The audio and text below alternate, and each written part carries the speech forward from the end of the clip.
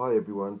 I think this is the third one, and in the last one I was talking about look after your hands, and your hands will look after you. And I was talking about the three basic techniques with your right hand: the arpeggio, diagonal line, thumb forward, fingers curled back, curved back. Get that diagonal line and work at it until it becomes, you'll find it's the most natural way to play.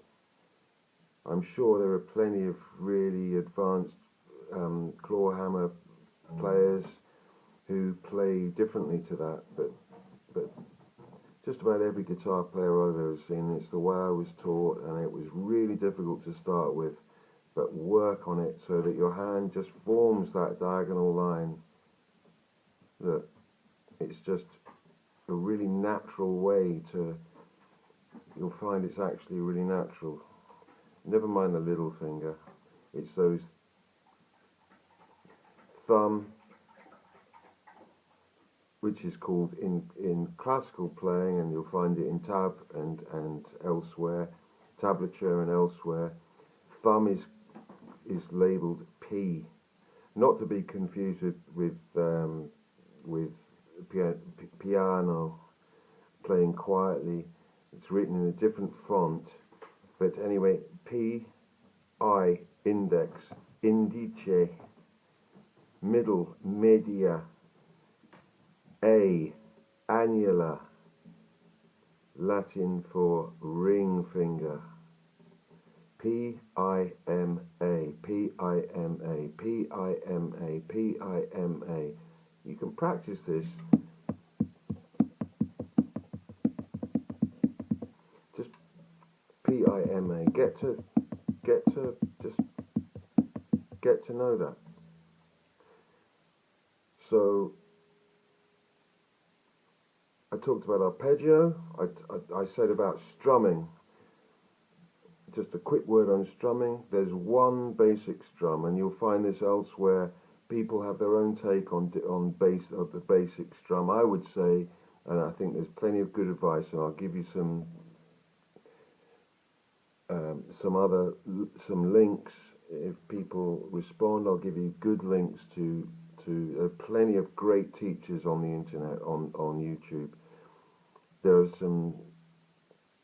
I want to concentrate on the good teachers. Rick Beato is a great musical mind. Marty Guitar, I think, he's a great, beautiful. Rick is beautiful. There are James Guitar, I think he's called, London-based, pretty close to me. He's been doing this for many years, and he's an outstanding online resource. But well, there's no but. They're concentrating on higher level playing. I'm trying to talk about what it's like when you first start, and how I think is the best way to get into this, because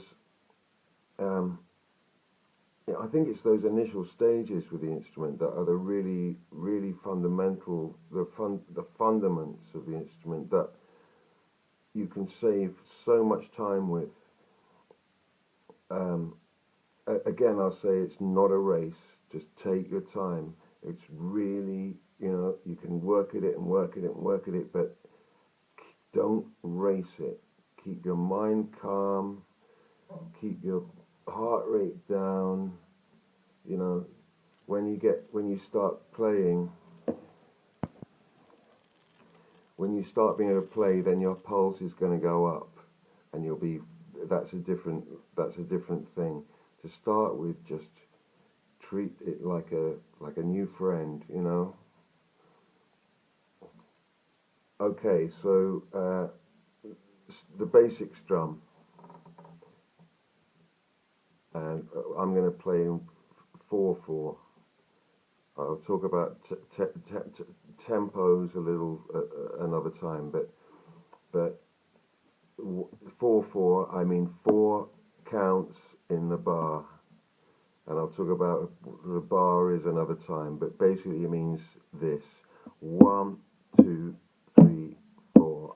1, 2, 3, 4. 1, 2, 3, 4. And don't worry about the tempo. Keep it nice and slow to start with. 1, 2, 3, 4. 1, 2, 3, 4. Now they're all down strums. 1, 2, 3, 4. If you want to use a metronome, that's up to you. I think metronomes can be really useful. You can get one on you can get an app with a metronome for, I think, free. There are plenty of them. A lot of guitar tuning apps have metronomes inbuilt. But don't waste your time messing around with metronomes too much, because it's just, you'll find you're switching them off, you're switching it on, and you just. I think the best way into tempo timekeeping is using a drum machine and getting used to absolute mechanical time.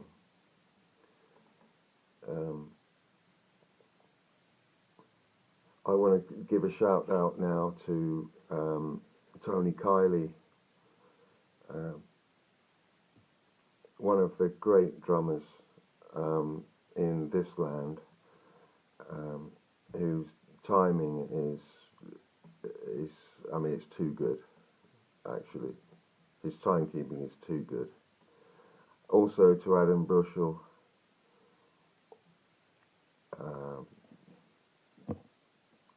I got nothing more to say about drummers than that. I also mention a drummer I worked with recently, Cristiano. He's a great drummer. And there are many. I'm just talking about guys that I know and play with. So, or have played with until until the earth stood still. Okay, so that's your basic strum to start with. A really basic strum. All down strums on what we could call the downbeat.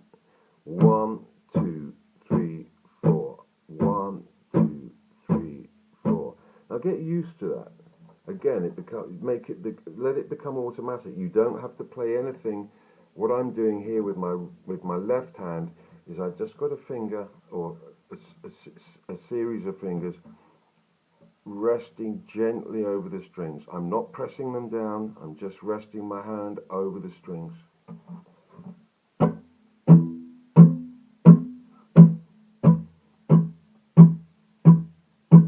3, 4. 1, 2, 3, 4. 1, 2, 3, 4. 1, 2. Okay, now I'm starting to put accents in. I can't play without an accent. That's when rhythm starts to take off. So I've got 1.5 minutes left on this one. So that's to start with the strum. 1, 2, 3, 4. 1, 2, 3. Again, now I'm not moving my whole arm. There's very little movement up here. That's all show. You watch rock guitar players doing all of this. That's just the theatrics. Essentially, you want to minimize the work you're doing. You're not stressing, you're keeping a relaxed arm, relaxed forearm, and your hand is doing the work. 2, 3, 4. 1, 2, 3, 4.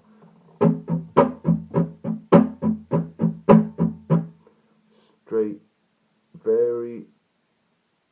try and make it as mechanical as you can. Timekeeping is something that a lot of friends and people I know in the past have really pulled me up on my timekeeping, and they were right. And drummers, you know, that they're the timekeepers. They'll tell you. Anyway, so That's the start. Down strum, down, your hand comes back up, away from the strings, just disengages if you like changing gear in a car. Right. 1, 2, 3, 4. 1, 2, 3, 4. Again, see that it's my hand that's doing the work, not really my arm. Yeah? My shoulder is completely still. The upper arm is completely still. There's a bit of flexing, obviously, in the muscles, in the forearm, but the work is in the wrist.